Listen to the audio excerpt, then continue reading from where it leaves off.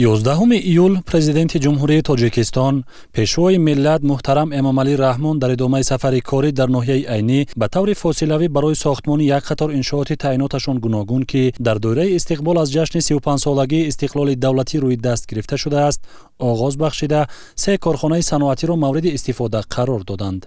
همچنین در این مراسم سرور دولت محترم امامعلی رحمان به فعالیت 2 مؤسسه تحصیلات میانه عمومی، 6 کودکستان و بیمارخانه منطقوی که در دهه‌های زاسون، خیرآباد، وحدت‌آباد، کزدان، انزاب و فاندریا جایگیرند آغاز رسمی بخشیدند. کارخانه مشترک معدن جمعیت دارای مسئولیت محدود ارب مینرالز گروپ از جمله آنها بوده، سمت فعالیتش به کارکرد پوره سرمه با استفاده تکنولوژی سبز و مصرف کمی نیروی برق روانه شده است. ضمن معرفی به پیشوای ملت محترم امامعلی رحمان اطلاع داده شد که کارخانه با سرمایه‌گذاری مشترک وطنی و خارجی با نظرداشت هدف‌های حکومت کشور در سمت صنعتی کنونی با سرعت کشور روی دست گرفته شده در مرحله اول 35 نفر با کار و معاش بلند تامین می‌گردند. امروز در پرتو سیاست پیشگرفته پیشوای معظمی ملت جناب عالی محترم امامعلی رحمان کارخانه نوی کارکرد سرمه به افتتاح داده شد. در دایره سیاست پیشگرفته جناب عالی محترم امامعلی رحمان آید به برنامه صنعت کنونی با سرعت کشور بنیاد شده است. با راهنمایی و دستگیری به واسطه پیشوای ملت محترم امامعلی رحمان سایه صنعت کوهی در کشور با سرعت رشد کرده ایستاده است. در کارخانه مذکور اقتدار کارکرد سرمه در یک شبانه روز 10 تن و در مرحله دوم در یک شبانه روز به 100 تن آورده رسانیده خواهد شد. همزمان همراه کارکرد کردن سرمه معدن‌های دیگری قیمت‌بهایی که همراه با معدن سرمه هستند به مانند طلا و مانند سیماب و نقره نیز کارکرد خواهد شد. در تامینات مذکور تکنولوژی نوترین سبز استفاده شده با در نظر داشت صرفه کمی قوی برق یکی از کم صرف‌ترین در دنیا در ساحه کارکرد سرمه به شما رفته تأثیری منفی به محیط زیست عموما ندارد.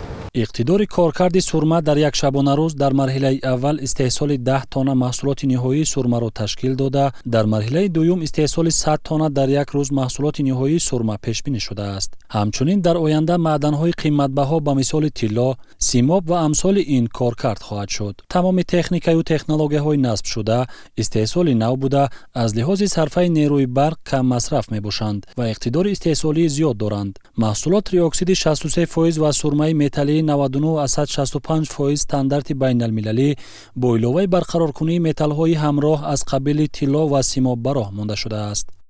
Bugün burada Tacikistan madencilik افتتاح این سرمایه‌گذاری مهم که به ساحه صنعت کوهی در تاجیکستان ارزش خواهد بخشید برای ما افتخار بزرگ است. این زواد هم به اقتصادیات کشور سهم می‌گذارد و هم به جایهای نوی کاری فراهم می‌سازد. با مهمان دوستی مردم تاجیک و دستگیری به واسطه جناب عالی محترم پرزیدنت جمهوری تاجیکستان امامعلی رحمان ما توانستیم این لایحه را با موفقیت عملی نماییم. ما صمیمانه باوری داریم که دوستی و همکاری میان تاجیکستان و ترکیه توسط این سرمایه‌گذاری باز هم قوی‌تر و همه آنهایی که برای عملی شدن این لایحه سهم گذاشتند از صمیم قلب اظهار سپاس می‌نماییم. Gördüğünüz gibi biz Tacikistan hükümetini چطور که ما دیده ایستادیم با شرافت به واسطه پرزیدنت جمهوری تاجیکستان محترم امامعلی رحمان در دایره سیاست پیشگرفته‌شان اومید به برنامه صنعتی کنونی با سرعت جمهوری تاجیکستان برای ما سرمایه‌گذاران و استحصالچیان خارجی امکان به محدود در رشد صنعت معدن فراهم آورده شده است. به ما میسر گردید که با همراهی متخصصان تاجیک در یک مدت کوتاه در ناحیه عینی کابینت کارکرد سرمه با تکنیک و تکنولوژی معاصر که در دنیا همتا ندارد به استفاده داده شود. باید گفت که تکنولوژی‌هایی که در کابینت مذکور استفاده می‌شوند این تکنولوژی اختراع خودی من میباشد. بنابر خوب بودن امکانیت‌ها در جمهوری تاجیکستان نیت داریم استحصال تجهیزات صنعت کوهی و متالورژی را در تاجیکستان براه مانده از حساب کادرهای محلی متخصصان اختصاص برای کار تیار نماییم.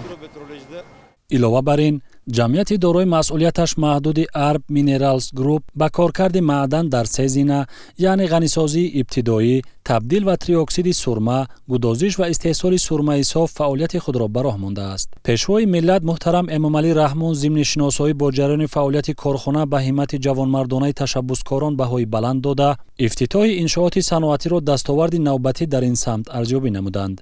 تشبثکاران در نوبت خود به سرور دولت محترم امامعلی رحمون برای دستگیری صاحبکاران اظهار منتداری نموده در آینده برای سهمگذاری در گلگل شکوفایی وطن اظهار آمادگی نمودند.